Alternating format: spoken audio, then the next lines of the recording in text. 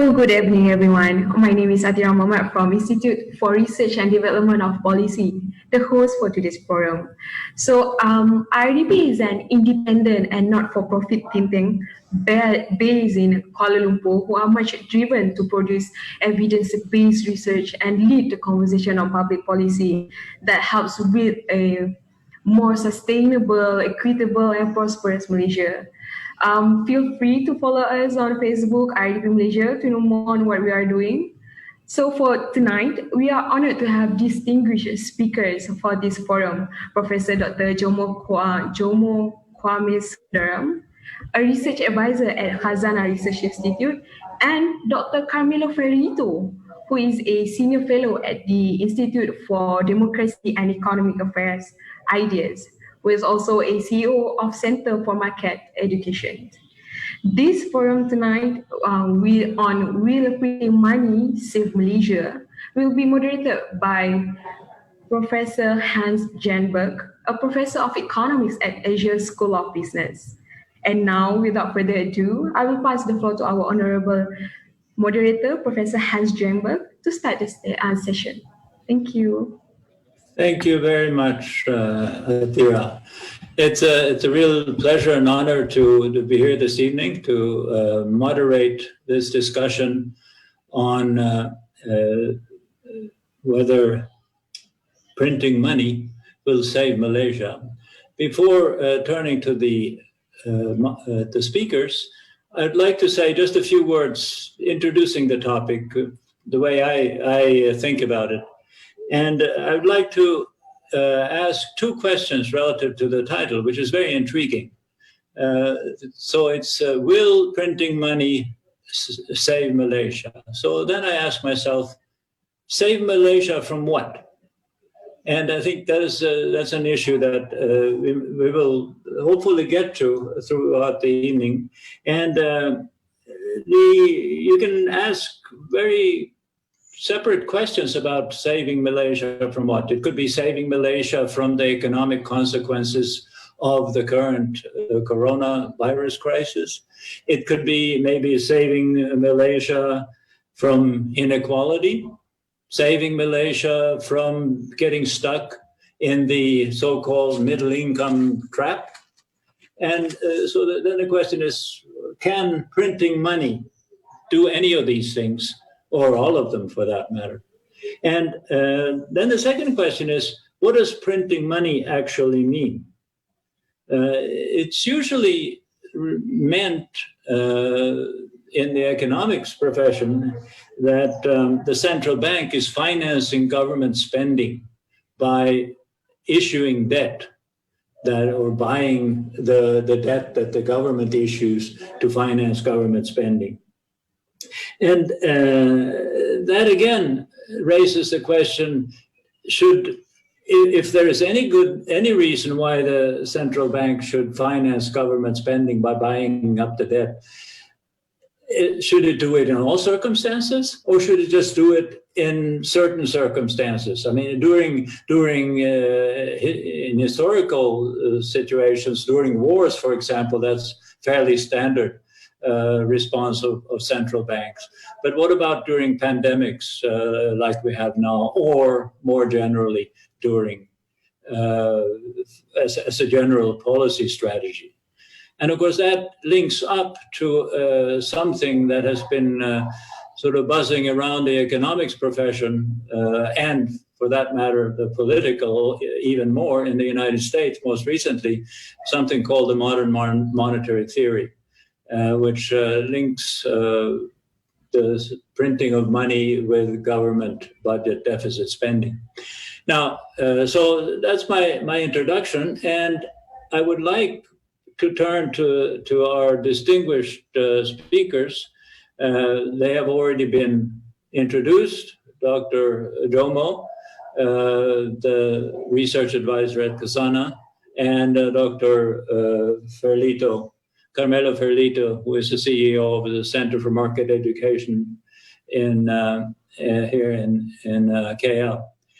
They have kindly agreed to give some introductory remarks, and then I will then ask some questions, and those of you in the audience who would like to ask questions on the panelists, there is a chat box. Please type in your questions there, and I will try to monitor it and pass them along to the speakers. So without further ado, could I first perhaps ask Dr.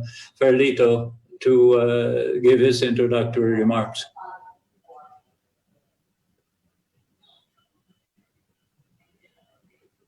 You are muted, please. Okay.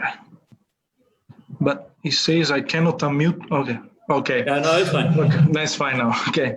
Thank you, Professor Genberg, and thank you to the organizers for having invited me. It's an honor to be at the presence of such a distinguished panel and to make the acquaintance of such important economists in Malaysia. I feel very little, very small economist in comparison to the people that are sharing the floor with me tonight. I would also like to thank Ideas for having given me the possibility to speak at this forum, in particular to the CEO, Trisha Yeo. I put some note in a presentation, so I will now share my screen. I need the organizer to give me the possibility to share the screen. Otherwise, I can't.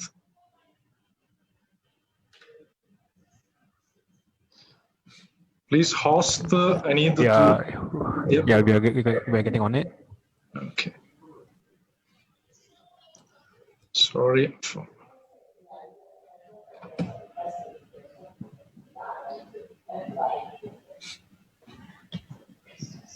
Okay.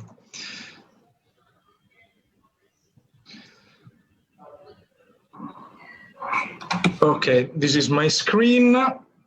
So I will try to tackle the topic actually from the perspective that which the printing of money was announced as a potential measure by the Deputy Minister of Youth last week. So referring to it as technically, really, in the most strict sense, to print notes.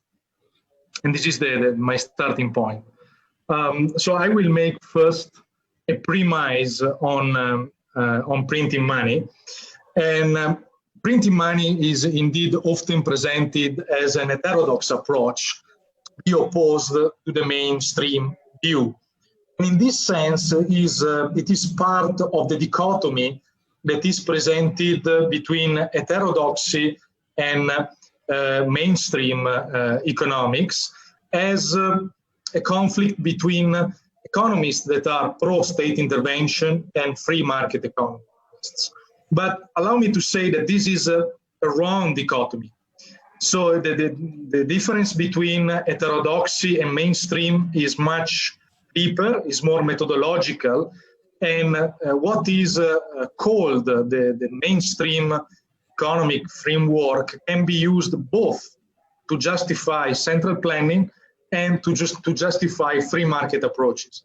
It was the example during the 1920s, during the so-called socialist economic calculation debate, when Oscar Lange and Abba Lerner argued in favor of socialism, but by using a very mainstream economics approach, the general economic equilibrium framework. And they were opposed in the debate to an heterodox school, that is the Austrian School of Economics, which supported a free market solution, so argue against socialism, but using an heterodox framework. So the difference between mainstream and heterodoxy is much deeper than simply the conflict between free market and state intervention.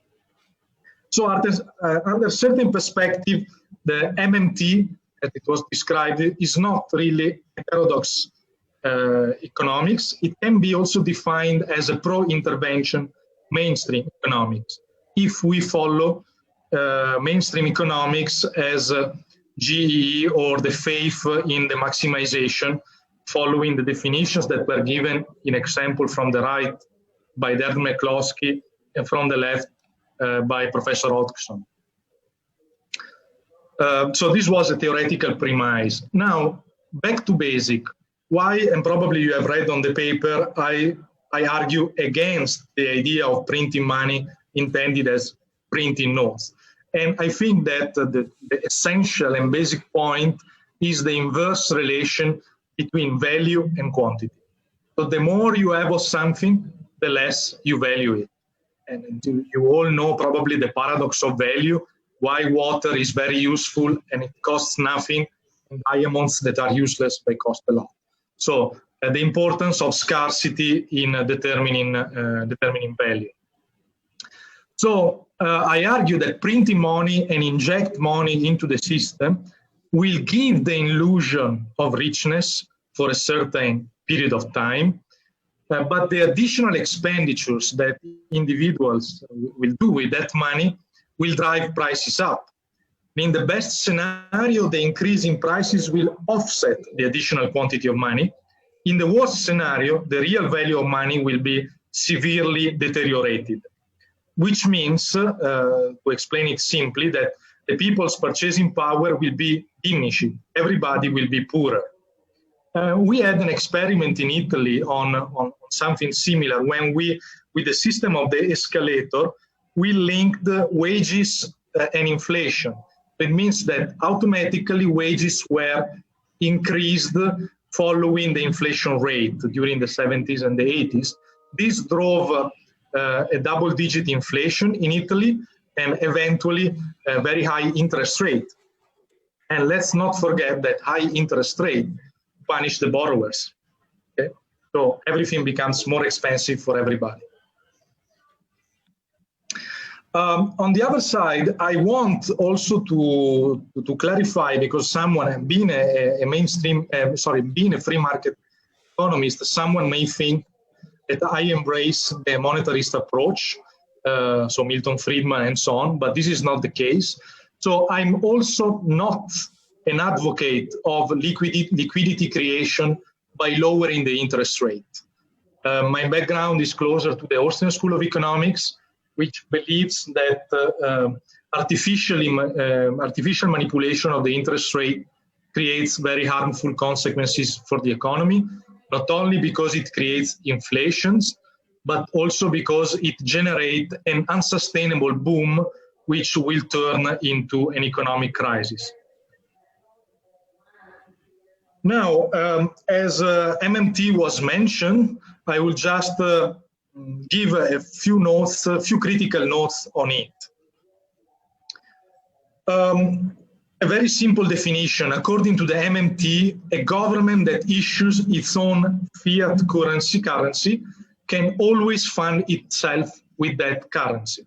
And therefore, debt is not important. Inflation can be controlled via taxation. But this is not a new story. If we go back in the history of economic thought, people that know me knows that I have a peculiar interest in the history of economic thought. I taught the subject also for 7 years here in Malaysia. These ideas go back to a conflict between Plato and Aristotle. So go back 2,500 years, where Plato was in favor for government just printing money, while Aristotle was arguing that money should be a sound money, so expressed in with a good that has an intrinsic value. And this idea was later on relaunched also at the beginning of the 20th century by the cartelist movement. So MMT is nothing new under the sun. It has been there for millennia, and it lost the debate over the centuries in economics. Which are the main flaws? I mean, there are many, but just to list the most important ones. First of all, MMT overestimates the importance of unused resources. This is because MMT refers to the Philip curve, according to which there is a trade-off between inflation and unemployment. But the 1970s stagflation demonstrate that is a monetary policy and not unused resources or slack that determine the path of inflation. Second problem, the overestimation of the revenues that can be done from money creation. MMT argues that the government can raise money by printing money.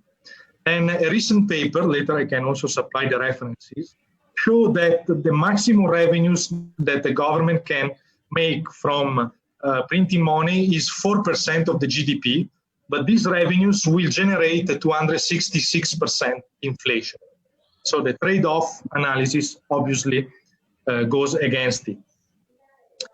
A third and very important is overestimating the fiscal policy over monetary policy. So when the MMT economists are told that printing money will generate high inflation, they say that inflation can be controlled by raising taxes.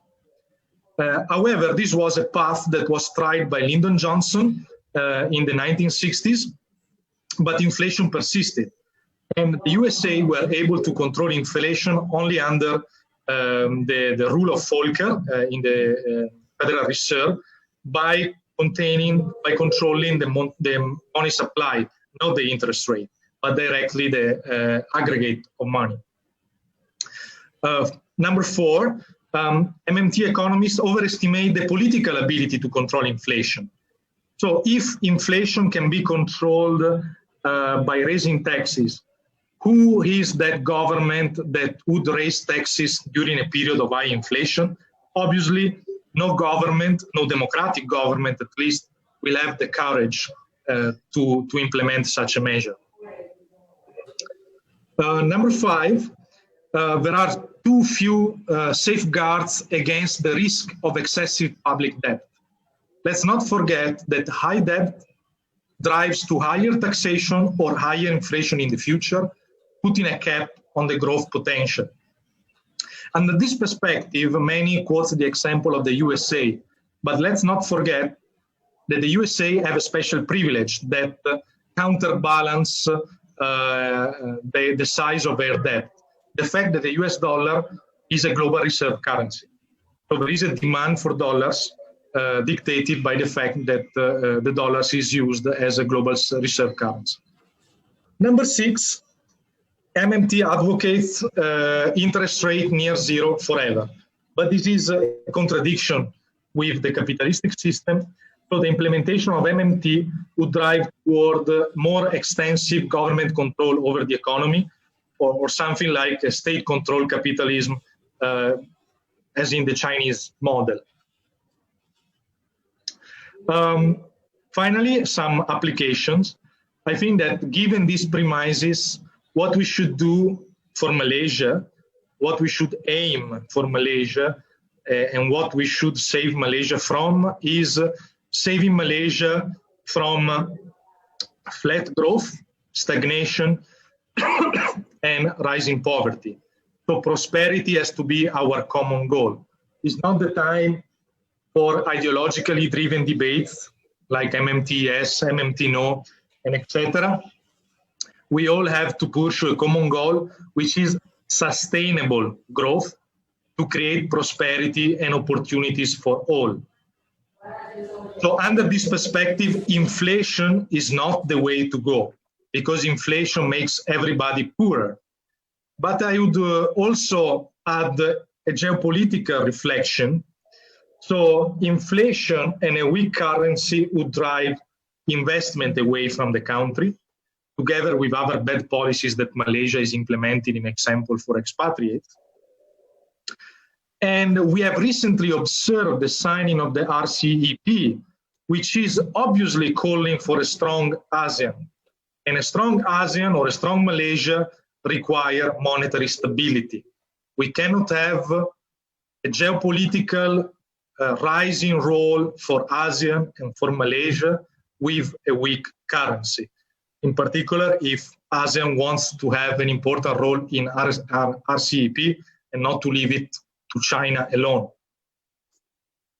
Debt is also not the way to go, because it imposes more taxes or inflation in the future, harming future generations and capping growth. So what to do? And I'm driving myself toward the conclusions. From a monetary perspective, I think we should implement a governance reform, reducing the power of central banks in controlling, in particular, the interest rate. We should not fear deflation, because deflation is a path for restoring purchasing power and investment. And if I have to suggest some monetary reforms, I would argue for one of the two of these two radical reforms that I mentioned here. One is thinking about an ASEAN currency on the model of the euro, but to make it stronger, backed by crypto standard. So backed by the Bitcoin, which would replace gold as a new standard. This is probably a futuristic or science fiction hypothesis, but I think it deserves a reflection. Another, a more adventurous system would be the free banking. So if you want to have a stable monetary system, we should allow for banks to issue their notes and to compete based on the strength of their notes within the same country. From a fiscal perspective, I think in this moment we should study the reintroduction of the GST, but lowering income tax, both on individuals and corporate. And thinking instead about more general policies, I would advocate for liberalization of the GLC's control markets to create more business opportunities, liberalizing labor markets to increase the level of investment and also foreign direct investments. So removing the limitations on foreign workers and expatriates, cut red tapes, and really work more strongly at ASEAN level on a coordinated COVID-19 exit strategy, which include also a strategy for opening international borders, at least to a certain extent. Having also a strong business background, I can tell you that there will be no serious recovery without opening the international borders, at least to business travels. The business mood will remain very conservative as far as we remain confined within our own country. And this is particularly true for small countries like Malaysia, which are more a vocation as business hubs rather than as a market per se. This is very different from Indonesia. You can count on a huge internal market. So conclusions. Let's stop populistic claims like printing money or something of the gender of the kind. So if printing money was a solution, we had already solved world poverty. Reality is complex, and policies need to be based on a serious analysis of trade-offs. And a serious analysis of trade-offs and complexity force us to implement policy with a very serious humbleness. Over-ambitious policies are often the most harmful because of what Hayek was calling the pretense of knowledge. Politicians and policymakers and economists too are not superhumans, are just humans. And as Roger Koppel mentioned, experts fail too, and fail in very big way. So the more decentralized are the decisions, the less the probability of failure. Second point, we should responsibly work together for creating the condition for a sustainable growth path, and sustainable means not determining long-term negative effects and not shifting problems on future generations, like debt and inflation instead too. Crisis times are big occasions for implementing the reforms that have been delayed for so long time, and this occasion in this moment cannot be missed. That's all for my presentation. Thank you very much. Thank you. There's lots of material in there, and we cannot hope to discuss all of those points. I think it's useful. I still come back to my question in the beginning that we might want to think about in this relation, in this context, namely saving Malaysia from what, and saving Malaysia from long-term stagnation is one thing, but the other question is saving Malaysia from current problems related to the COVID situation, where lots of people are struggling. SMEs are they're in threat of bankruptcy and so on and so forth. And that the question there is there a role for government in this sort of situation? And if there is a role for government, then does monetary policy have a role to play in that policy space? But let me not go on myself. Let me turn it over to Professor Jomo for his take on these issues of money printing, fiscal policy, long-term growth, and taxation. That is everything that we need to worry about to get our economy going.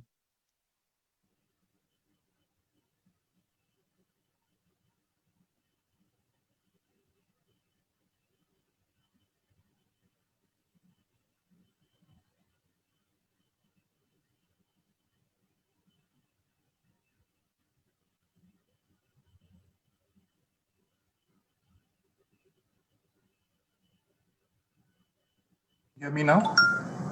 Yes. Yes. Thank you very much, Professor Renberg. And thank you very much for reminding us what this discussion is supposed to be about. Thank you also to the organizers for organizing this event at rather short notice, but I think it is very timely since this whole discussion has an important bearing on the budget for the coming year. I think we owe a debt to the Deputy Minister for raising the issue. Having said that, however, I think it is very important that we be clear that I'm no proponent of modern monetary theory and certainly share some of the criticisms which Dr. Ferlito has articulated. I think what is important for us in this context, however, is really I would encourage all listeners who are interested to actually read Professor Renberg's paper. He has a very short paper on the whole question of helicopter money, which introduces it very nicely historically and so on. But one of the important points he makes in that short paper is to remind us of the origins of the term helicopter money as a thought exercise by the late Milton Friedman, arguably the most influential economist of the second half of the 20th century. Having said that, however, I think he's also emphasizes that the recent use of helicopter money is actually quite different. That is the use of increasing money supply to try to get over stagnationist tendencies or contractionary tendencies. And this, I think, is the challenge before us. Now, this kind of view would have been rejected out of hand by many people, especially those influenced by Professor Friedman and his thinking half a century ago when he put forward his ideas. But the world has changed a great deal. And in fact, the original versions of monetarist theory no longer have many adherents. And I think it is very important for us to recognize that. And this was recognized by the OECD economies over a decade ago in their responses to the so-called great financial crisis. To avoid the recession, the so-called Great Recession, from becoming another Great Depression, many of these economies, particularly on both sides of the North Atlantic, but also Japan and so on, undertook what are politely termed unconventional monetary policies, of which the most famous is QE, or quantitative easing. And this, of course, has inspired much of the recent discussions around MMT. For many well-meaning social democrats and others who would like an easy way to get out of the recession caused by COVID-19, it is very attractive to turn to MMT. MMT seems to offer free money, easy money, and so on. And this, I think, Dr. Ferlito reminds us is problematic. However, I would have to disagree with him on some of these his objections to MMT, not because I agree with MMT, but because perhaps I'm a more traditional Keynesian. I think insofar as the COVID-19 and the policy responses to COVID-19 in much of the world, I would emphasize much of the world, but not the entire world, have involved so-called stay-in-shelter lockdowns. This has fundamentally disrupted economic activity, and we have seen also a great deal of disruption of international communications and international trade, as Dr. Ferlito has reminded us.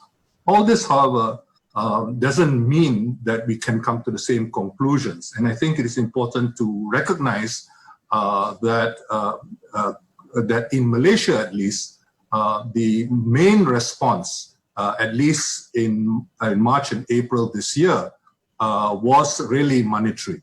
The monetary package was about 10 times the size of the so-called fiscal package in responding to the crisis. The fact that much of the package was not necessarily well utilized, fully utilized, is a different issue. But I think it is important for us not to accept his conclusion that there is an over-reliance on fiscal policy.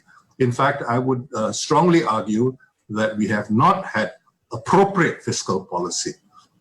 So for the months before the budget was announced, I was actually very concerned that the credit rating agencies and others were actually very active in warning the finance minister against a bold expansionary budget.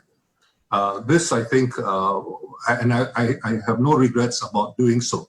However, what disappoints me about the present budget is not that it is expansionary. It is not that it is unbalanced and so on, but rather that it is not clear from the budgets, and particularly from the budget allocations, how it is going to address the problems which Professor Genberg reminded us of. I think this is really the key challenge. What we have seen is a bit of creative bookkeeping, to put it politely.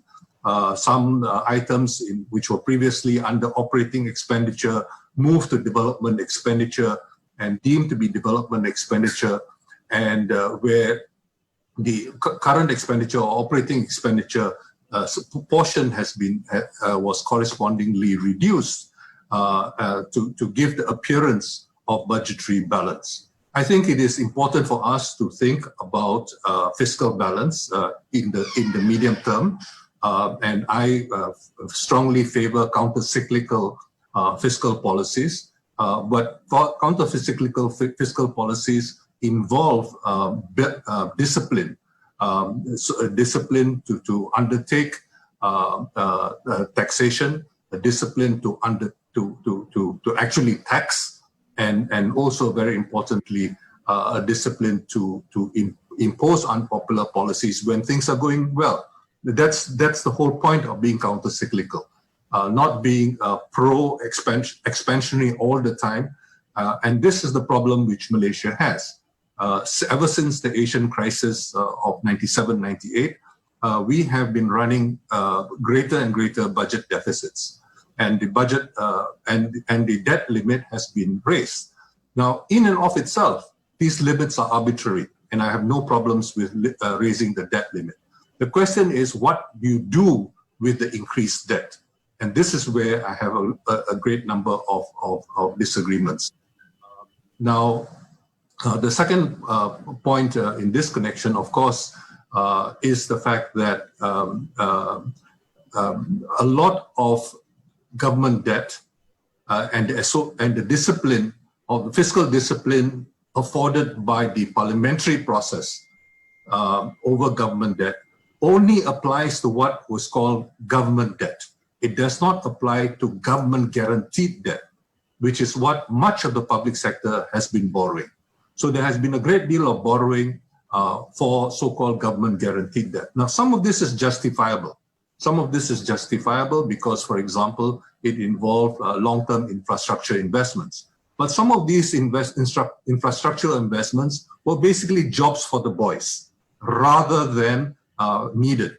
And I have, for example, long criticized the East Coast ECRL, which is not only massively overpriced by 4 to 5 times, according to my friends who became engineers in life, but also, very importantly, involves a great number of abuses intended for political purposes. Let me not get into too much detail on that.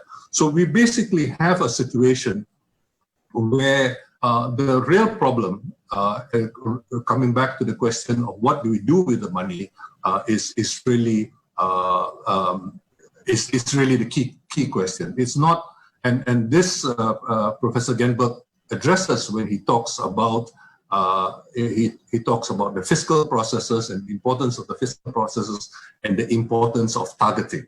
Now, I think there are 2 elements to be made in relation to this targeting, but I think Dr. Ferlito is correct in one respect, that you have, as a consequence of MMT, very often with very little discipline involved, you have a greater likelihood of what is called turbulence. Now, as the great German physicist Heisenberg reminded us, that when he was writing in 1925 or something like that, there were 2 big problems: relativity and turbulence. And after that, it was really only turbulence which was left to be explained. But turbulence is extremely difficult to address. And I think many of the problems which Dr. Ferlito identifies as problems due to loose money are really problems of turbulence associated with the breakdown, the impending breakdown, and the aftermath of the Bretton Woods system. 1971, when President Richard Nixon withdrew from the Bretton Woods system. I think to reduce it all to a problem of loose money really is really oversimplifies very complex issues, which Dr. Ferlito himself, to be fair, admits these are not simple issues and can simply reducible. Now let me move on to say that I find that the 3 proposals he makes for what monetary policy should be trying to do, unfortunately fall short of what is needed. We are in a crisis in a sense partly of our own making, okay? In a double sense of the word. One, despite being in East Asia, we did not respond quickly enough and appropriately enough to the crisis as it was unfolding. I'm talking now of the COVID-19 crisis. And and then there was the coup d'etat in February and March. And after the coup d'etat, we basically have a situation where for about a month or so, 3 weeks to a month, you had disarray. There was no clear policy. Ever since the policy was introduced, and some of those policies were actually good, and I want to commend the government for those policies. I think it is important for us to recognize that unfortunately we began to have almost total faith in a simple solution of stay in shelter lockdowns. So and this I think is hugely problematic, because as we have seen in Japan, in the Republic of Korea, in Taiwan province of China, in China itself, outside of the 3 provinces around Wuhan city, in Laos, in Kerala, all places which are much poorer than Malaysia, they have been able to contain the contagion by early action and appropriate measures. Now, of course, this basically means comes at a cost, of course, but it also means that it has been that people have been able to carry on, because the stay in shelter lockdowns basically deprives the most vulnerable of their livelihoods. So this whole question of livelihoods and ensuring livelihoods is something which is very political, and it has important distributional consequences, as everybody ranging from Donald Trump and in Professor Genberg's paper as well. There's some recognition of this. So we need to recognize that for people, especially the urban poor, it is extremely difficult. And I think it is important for us to recognize, and this is the problem with Professor Genberg's targeting proposal. We have not been able to target very effectively in Malaysia. Part of the reason is because we do not pay very much attention to this nebulous sector called the informal sector. And so, the credit lines which involve the informal sector are hardly those involving banks. And so you need, if you want to improve the purchasing power among those people, you need very, very different measures. And so the estimate now is somewhere between 30 to 40% and probably the poorest 30 to 40% of the urban population has had their livelihoods massively disrupted. Some have been successfully able to actually supplement their incomes with new ways of doing things and so on and so forth. But the vast majority are suffering. So I think the whole question of a stay-in-shelter lockdown is a very serious matter, which is needless to say needs to be addressed and including politically. But the other element, of course, is that when you disrupt economy, and Dr. Ferlito is a businessman as well, it's not easy to just turn on and turn off the business. You need preparation and so on and so forth. And this again, unfortunately, we have not done very much of in Malaysia. Yet another problem, of course, is that there has not been an all-of-government approach. We have not seen the entire government mobilized. For example, I have followed in some detail what has been done in places like Vietnam and Korea, and it really has been very, very effective targeting and effective all-of-government approach.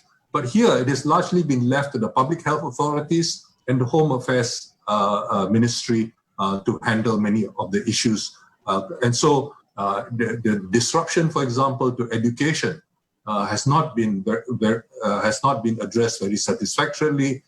Many parents are having very serious problems coping with children being at home all the time, especially in low-cost flats and so on and so forth.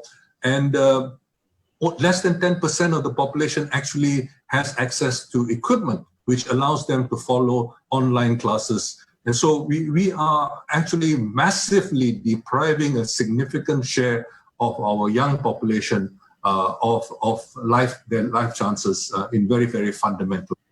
For many children, particularly the poorest, they depend on the school meals for their main meals and the school meals for the nutritious aspects of their meals. And this too is no longer available as they switch to instant noodles and so on and so forth. So I find that the solutions being offered of reducing the power of the central bank, I too do not favor an independent central bank, but I don't see how that helps us in the present situation. Likewise with the other two proposals, introducing an ASEAN cryptocurrency, you did agree that this is something to be considered for the long run. But this is, in my mind, not a solution. So we really need, and some of the major commitments in the new budget, for example, not only to affirmative action measures, can be seen by any political cynic. You don't really have to be a cynic, actually, as something which is what the Latin American literature used to call macroeconomic populism.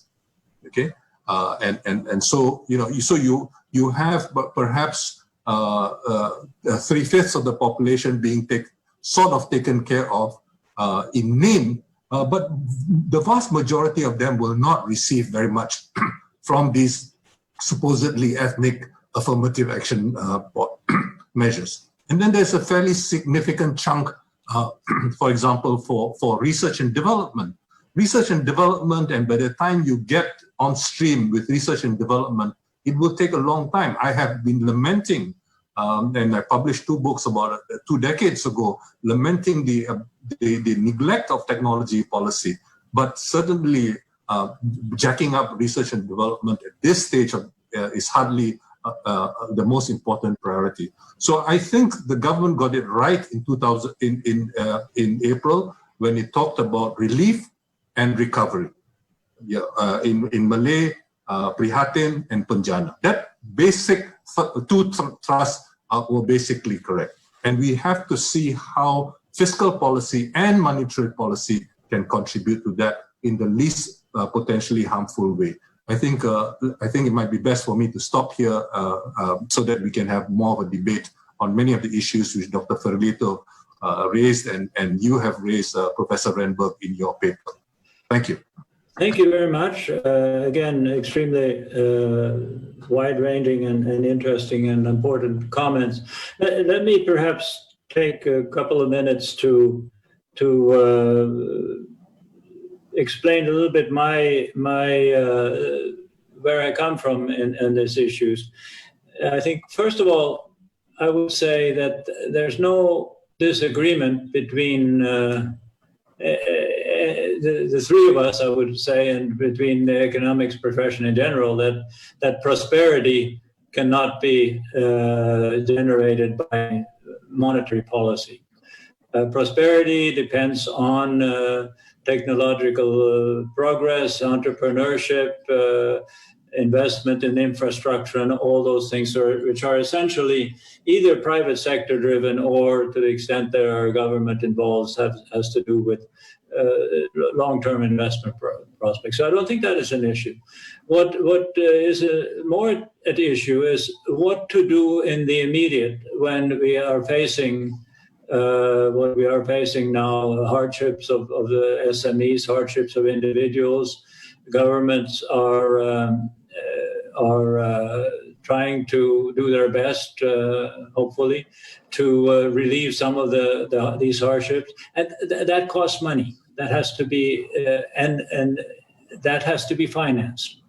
How do you best finance government expenditure if you do agree that those government expenditures are necessary to solve some of the short-run difficulties that the economy has? Is it by taxation? Presumably not. Is it by borrowing? Borrowing from whom? Is it borrowing locally? Is there enough savings by individuals to buy government debt? Are they willing to do so? Borrow internationally, that might be a solution. Or borrow from the central bank. I think one should think about these alternatives as possibilities. So that's, I think, one issue, short run versus long run. And I think the monetary policy comes in because it may have some effects in the short run. The other topic I wanted to say something about is the saving the economy versus containing the pandemic, and is there a trade-off? And 2 points. One is from my native Sweden, or in the Nordic countries. There's a very interesting experiment where the Swedish authorities have taken a relatively sort of relaxed approach to lockdowns, and in the hope that that would save the economy from hardship. The Norwegians and the Finnish authorities did the opposite. They prescribed much more stringent lockdowns. And as a consequence, the infections and deaths per capita are much, much smaller in those countries than in Sweden. And the economic consequences are not that different. Why is that? I think it's partly because economic consequences come not only because of government lockdowns, but people are afraid, so they adjust their behavior, and that will itself have economic consequences. And I think that is something we need to think about. What is the appropriate sort of balance in this regard? And finally, I must disagree with both my speakers on central bank independence. I think I think I heard some doubts as to the possibility of politicians getting fiscal policy right. Now, if we, in addition, have a central bank that is also run by politicians, what are the likelihoods that we will get monetary policy right? We might then move to what Dr. Ferlito said. We should do away with policymakers in general, and turn to the private sector with competing currencies and gold-like systems. I'm afraid historical experiences with such systems are not something that gives us too much, or at least me, give too much confidence. But let's perhaps, there was a question in the chat box to Dr. Ferlito about reducing the power of central banks. And perhaps you could elaborate on that, what you had in mind with that part of the statement. Okay, so back to monetary policy. Thanks to Moderator. Actually, I just want to remark that I agree very much with what Professor Jomo said about lockdown consequences in particular on the most vulnerable part of the population, and I've been one of the most vociferous advocates against strict lockdowns since the very beginning, and highly criticized also because of that. And indeed, yesterday was published a study from Denmark analyzing analyzing more or less all the world, in which they found no correlation between the spread of the virus and the lockdown. So the determinants of the spread of the virus have to be looked elsewhere. Having said that, coming back to monetary policy, well, first of all, it's not really true that the historical experiments with competing currencies are so disastrous. And indeed, we lived for centuries with at least a system of gold standard and competing currencies. Think also about the Middle Age. And even when Italy was created, there were not a monopoly of currency emission. When I think about reducing the discretion of central banks, actually I have in mind something quite radical that is advocated only by few economists, which is the market determination of the interest rate. So the non-existence of a reference interest rate like it is now. First of all, I believe that the belief that reducing the interest rate will stimulate the economy is a little bit simplistic, and it is applied everywhere. But I come from an hermeneutical perspective, so the interest rate, like every other price, is a signal. So the consequences of the manipulation of the interest rate will depend very much on how the economic actors will interpret that signal. Secondary, and I think we don't have the time to explore this, but there are business cycle theories that argue that indeed the interest rate that is dictated by the central bank and not by the market will generate a boom and bust cycle, because it does not necessarily represent the intertemporal structure of individual preferences. So to make it short, what I have in mind is to make the interest rate, like all other prices, determined by the market, rather than having a reference signal dictated by a central authority. So a decentralized system for determining the interest rate. Right. But then presumably the central bank would instead determine the quantity of money or some such thing. Well, if we don't go to the radical point of indeed the competing currencies, that would be somehow the middle ground. Right. Yeah. No. Then we get into the question: is it better to control the quantity of the price? But let's perhaps not get into these relatively too esoteric. Now, what about financing current government spending? Do we agree as a panel here that there is some need for government spending to react to the economic consequences of this COVID-19 pandemic, which I think we agree has been, there's hardship for many sectors of the economy, many individuals, many firms. Should the government intervene and do something, in which case, what should they do? And if it involves spending money, how should where do they get the money from? Anyone? You should answer that question because I thought you outlined the issues very well in your note.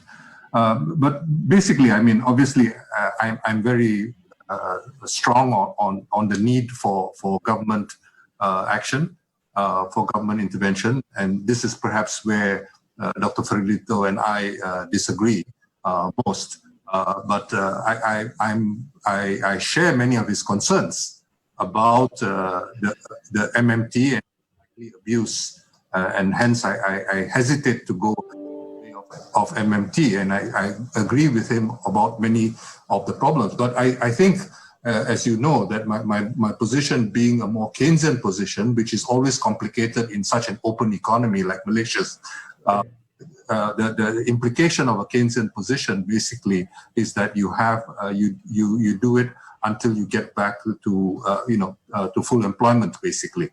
Now the problem, of course, in Malaysia is that we have had full employment for more than 2 decades, and we've continued to run deficits, and so you have a very poor macroeconomic discipline in this country, which and the latest budget does not hint at any signs of improvement. I agree with Dr. Ferlito that it is generally unlikely that in a downturn governments introduce taxes.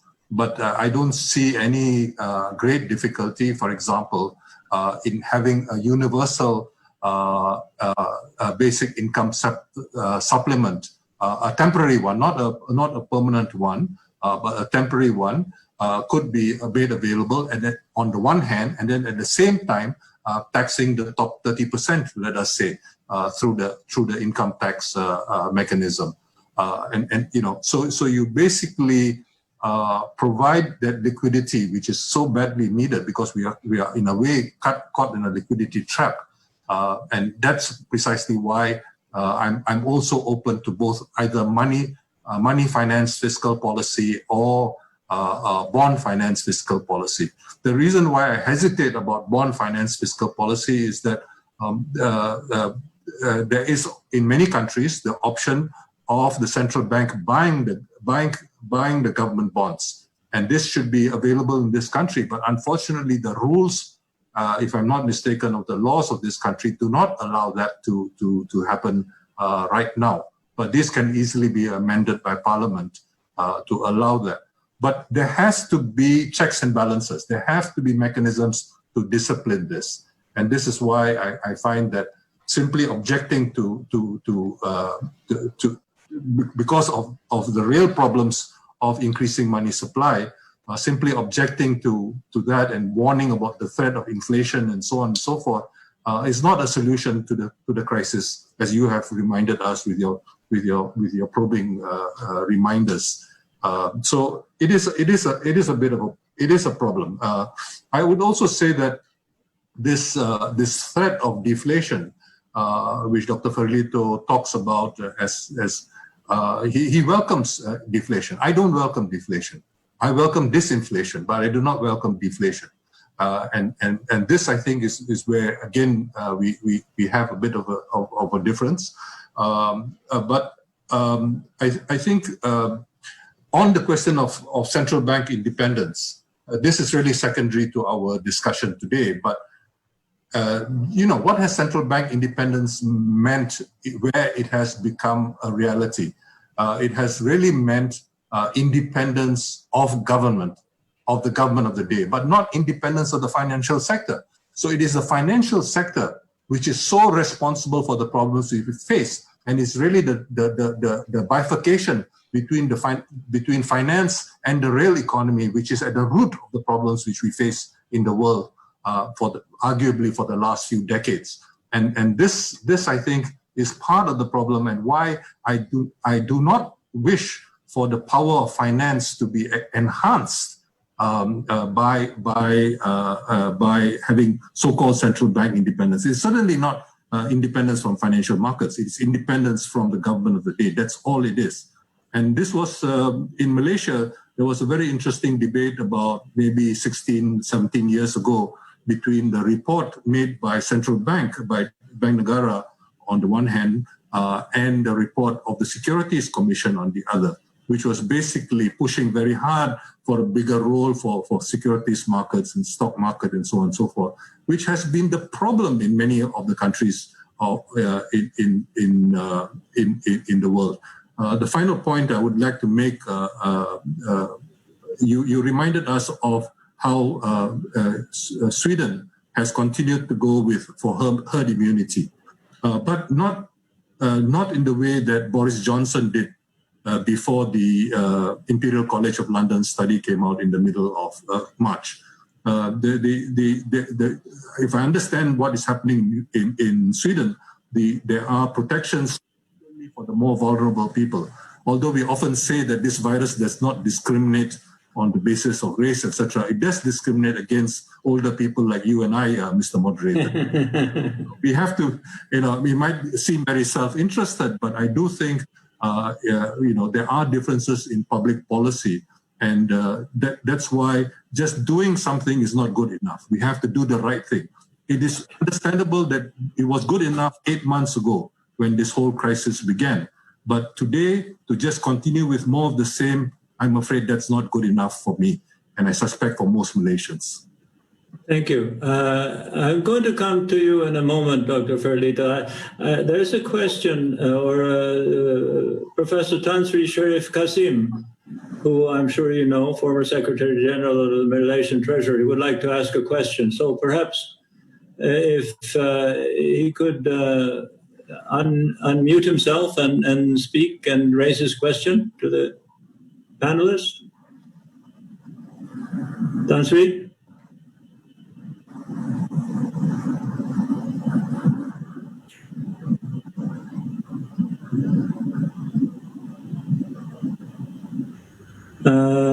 There seems to be perhaps a technical issue. Tan Sri, can you unmute yourself? I guess we can skip and move to the next question, and we come back to Tan Sri. Okay. Thank you. Now, there's a question also from the audience about fiscal policy. Elaborate what a more effective fiscal policy should be that can target economic growth and not increase national debt and government guaranteed debts. What should be done? And I take that to be a question about longer term issues, what kind of fiscal system should be worked towards in Malaysia, because that's what presumably will determine the longer term economic growth. Do you have comments on that? Dr. Ferlito, you might want to comment on that, or also come back to some of the questions that we were talking about before. Yeah, sure. Well, it was very, very interesting to listen to Professor Jomo, and obviously I don't want here to raise the old debate, Keynes versus Hayek, bring us probably too far. But I share actually a lot of his concerns, and I also believe that this budget is not responding properly to the size of the crisis that we are experiencing. This does not mean that I advocate for more spending, but probably for a different kind of intervention. But surely the point where I agree is that this budget, to put it in a simple way, doesn't move us from containment to recovery. It is going nowhere. It lacks a strategy. That is the impression that I have about the budget.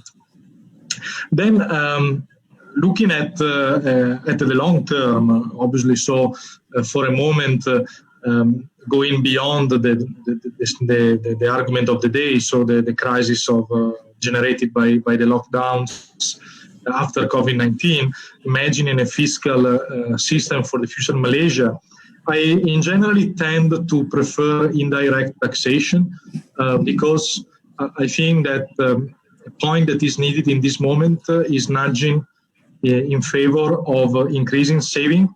So again, looking in the long-term perspective, Malaysia has a problem of household debt, has a problem of spending, which is cannot be simply looked at as a problem of low income, but there is also a problem of mentality, of present-oriented mentality. This is an issue. But I think that the biggest step that Malaysia should be doing on fiscal system is enforcement. Malaysia has a huge problem of collecting tax. So tax are there, but the people that actually pay tax are very little. So before raising tax, before thinking about tax reform in terms of peculiar taxes, I think we should look at doing a better job on enforcement. And this is very crucial and difficult because enforcement need not to become punishment, so the way that discourage business, but a way in which there is a fairer contribution by businesses and people to the fiscal system of Malaysia, because now is a terribly unbalanced and not well managed. Thank you. Dr. Jomo, you have comments on the fiscal structure and where it should, without getting into the details, obviously, because it's an extremely complex system, but in general. Yes, thank you. First, I think most Malaysians presume that the tax structure, the tax system is progressive. The reality is that it has never been progressive, at least since the 1960s. My late friend Ismail Saleh showed this during the 60s and 70s, and the situation has actually become worse with the increase of the share of indirect taxation. So direct taxation was low from the colonial period for reasons you can guess, and indirect taxation has become has actually increased as a share of total taxation, and so the incidence of tax on the ordinary Malaysians has actually been regressive rather than progressive. So I think it's very important for us to recognize that. I agree with Dr. Ferlito that we should do much more in terms of the tax effort. The fact that we have multiple tax agencies, the Inland Revenue Board on the one hand, and the Customs Department being in charge of consumption taxes, to me, just doesn't make sense. We have the possibility of actually centralizing a great deal of information, including tax information, and you would have much less evasion if the information was centralized in one single tax authority. So I completely agree with Dr. Ferlito that we have to be much, much more serious in terms of taxation. And the unfortunate thing is that this government and the last government has taken upon itself to make sweetheart deals through direct negotiations with particular companies instead of introducing a consistent, let us say, windfall taxes. So, for example, one of the biggest culprits for the latest cluster of COVID-19 is actually one of these companies which will contribute some money to the government, but actually there will not be any systematic taxation on those grounds. So I think we need a far more regularization on that front. As far as where growth is going to come from, which is, I suspect, the intent of the questioner. I have, for long, my colleagues and I have been advocating at least 3 areas. One is the whole area of producing more food, not rice, more food, which is much more nutritious and food which is much safer, meaning rid of toxic agrochemicals, rid of antibiotics, and so on and so forth. The other areas which are related are the potential for greater production of renewable energy, not only for Malaysian consumption, but also well beyond. We are already the single largest exporter of photovoltaic solar panels to the United States. We are in a position to be the same for Europe, and so on and so forth. Yet not a single company, Malaysian company, is involved. This is where GLCs should be involved, should be taking the lead. Likewise with the potential for palm oil-based biodiesel. Europe opted for biodiesel in 2006, and the potential is tremendous. But we have not even had the effort which, for example, Indonesia has made to try to promote palm oil-based biodiesel. So these are just areas which would affect a lot of people. There's tremendous employment implications of such positions, and they are already fairly close to being commercially viable and far more urgent as a focus for investments rather than thinking in terms of beginning R&D in new areas and so on and so forth, which to me is a very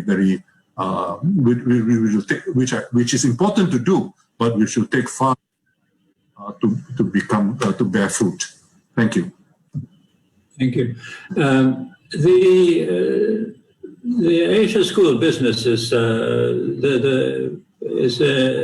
very much involved in trying to promote entrepreneurship in general and teach entrepreneurship. If I may ask you, both of you have a deep knowledge of Malaysia, deep knowledge of the private sector. Is Malaysia a sort of positive nation for entrepreneurs to thrive? Are there difficulties for being an entrepreneur in this country? In which case, would that be an area where sort of changes in policy might help? Well, if you allow me, as I have a direct experience, I've been running multinational companies for 10 years now here in Malaysia. So obviously the perfect country does not exist. So what we should do is probably look at Malaysia in relative terms. And so far, honestly, Malaysia has scored pretty well as a place to run business when compared in the regional context. So if, as it happened, if I was asked from some foreign entrepreneur where to set a regional hub, surely I will suggest Malaysia. Unfortunately, things are changing, and certain policies that have been implemented or announced during the last months are putting Malaysia in a different direction. what was announced in example on expatriates, the limit, the new freezing of hiring foreign workers. These are limitations. If I had to spot an area where it's difficult for entrepreneurs to deal, is the banking system. The banking system looks probably not up to the pace of the institutional framework as a whole. Is easier in Malaysia to incorporate a company than opening a bank account, while incorporating a company can take 3 days. To open a bank account can take 3 months. Okay, so there is a huge problem with banking in supporting businesses. Also, the fact that you can't have, in example, a corporate credit card for 2 years. You have to have 2 years of audited balance sheet to have a corporate credit card. So you can't give to your staff any credit card from the company for the first 2 years of activity. This is obviously limiting if you have people that travel for business and this kind of things. So in general, Malaysia scored well. It's a good place. What probably, if I can expand a bit the focus, where Malaysia can improve is not simply in attracting entrepreneurship, but in nurturing entrepreneurship. So not simply the framework that allow business to be set up and run, but the framework that allow entrepreneurship from this perspective, from the mind perspective, to emerge. I think on this perspective, my thought is quite heterodox. What we need in this perspective is an education reform that rebalance the relationship between humanities and sciences. The educational system is totally unbalanced towards science. I have a kid in school, so I see how humanities are taught, and it is a disaster. And the lack of humanistic knowledge, so the lack of confidence with literature, with philosophy, with geography, with history, creates people, impede people to develop that critical perspective that is a basic to create entrepreneurship. Entrepreneurship is trying to face old problems or new problems in different ways, from different angles. And in order to have people that respond to this challenge, so potential entrepreneurs, you don't need only the institutional framework, you need also a mindset. That mindset needs humanities. This is a long-term reform, and I think is a very much needed reform in this country if we want to nurture domestic entrepreneurship. Dr. Jomo, you have been involved in this business of both education and policy for economic development. Any thoughts on these sorts of issues? To be quite honest, I have not thought very seriously about how to promote entrepreneurship. I have been concerned about the problems which are faced by small and micro enterprises. But the relationship between helping small and micro enterprises become viable and graduating into becoming medium-sized enterprises is not a straightforward one. It is a very complicated one. And the difficulties my friends who became engineers and started engineering firms. There are actually over 1,000 engineering firms in the Klang Valley alone, they have great difficulties.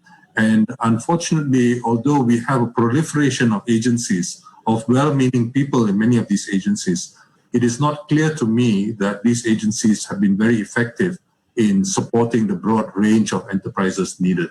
But I am very concerned about the right now, especially in the face of COVID-19, what is happening to the smallest enterprises who still account for a significant share of the Malaysian population.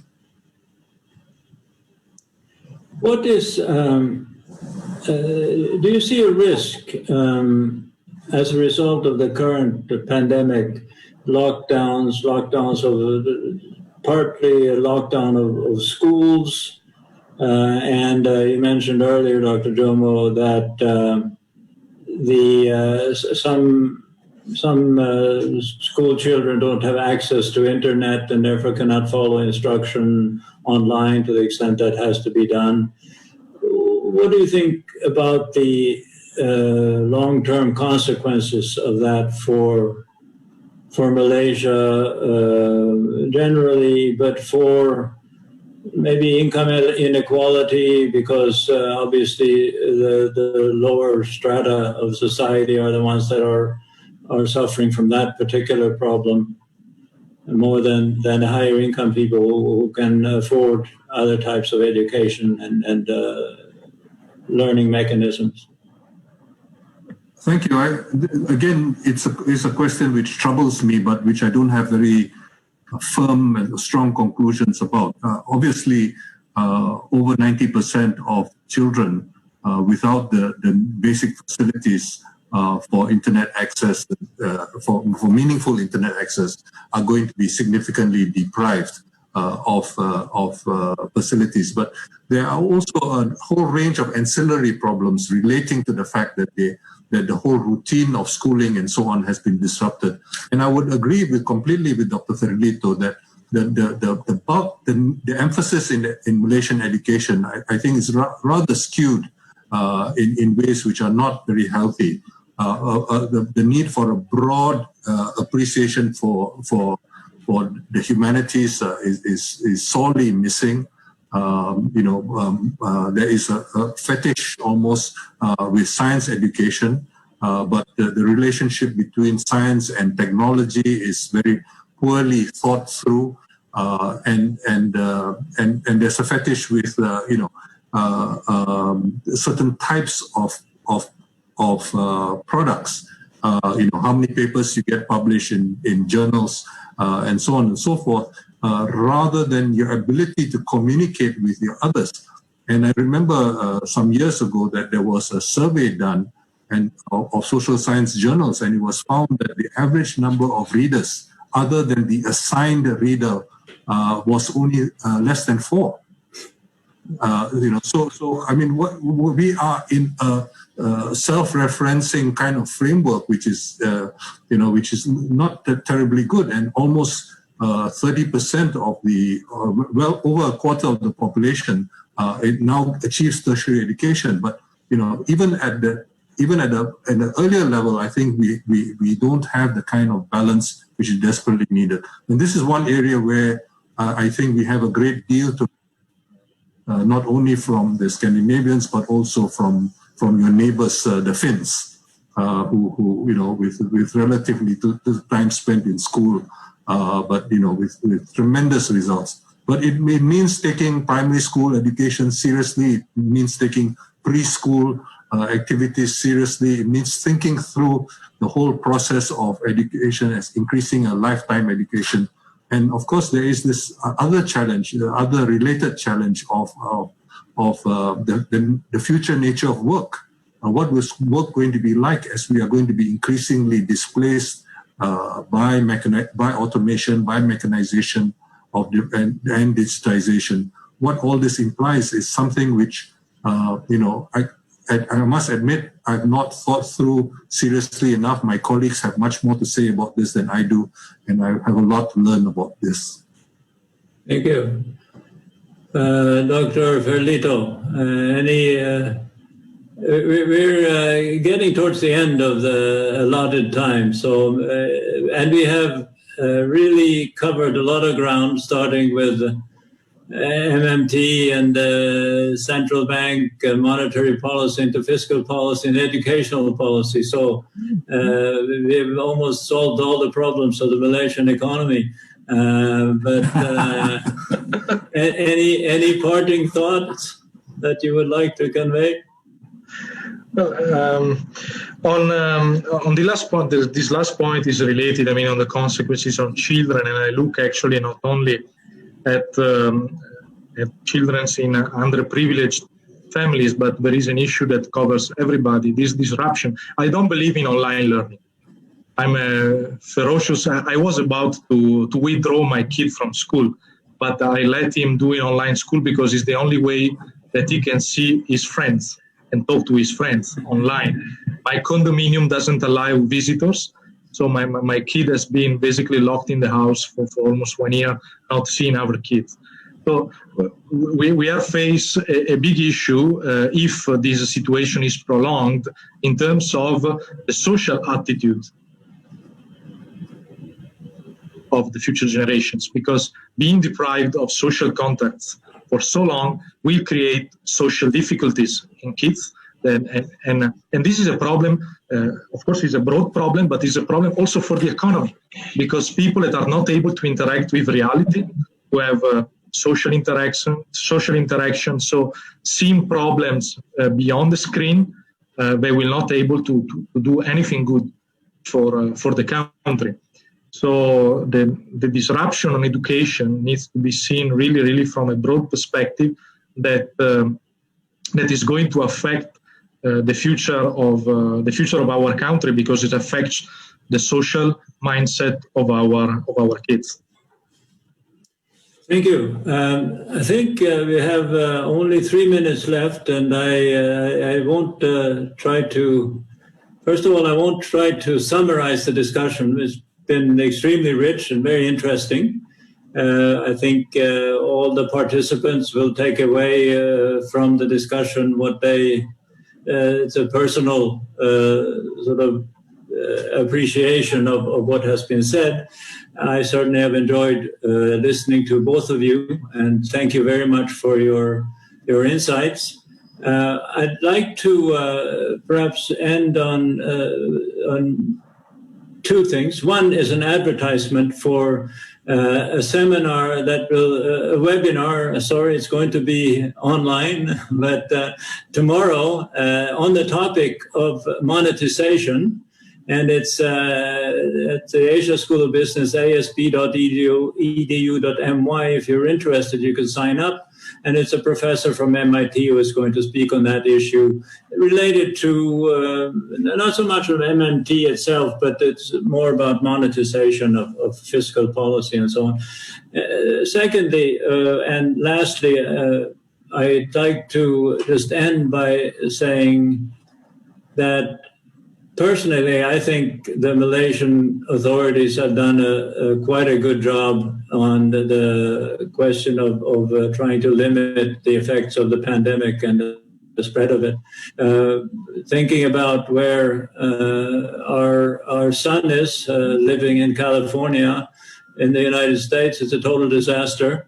In Europe, it's difficult and going through several waves. And here in Malaysia, we get very upset when there are 2,000 cases, new cases.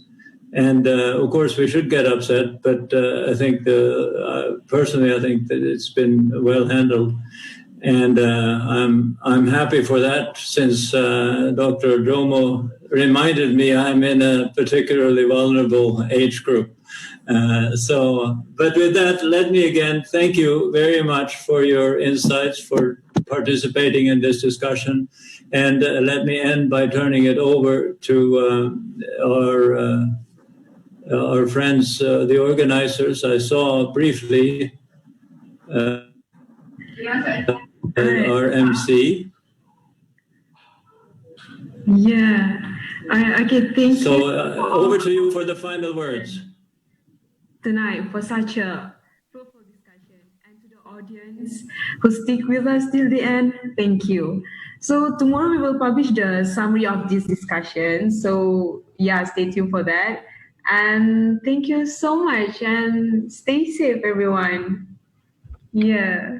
Thank you and goodbye. Thank you. Thank you. Bye. Good night. Thank you.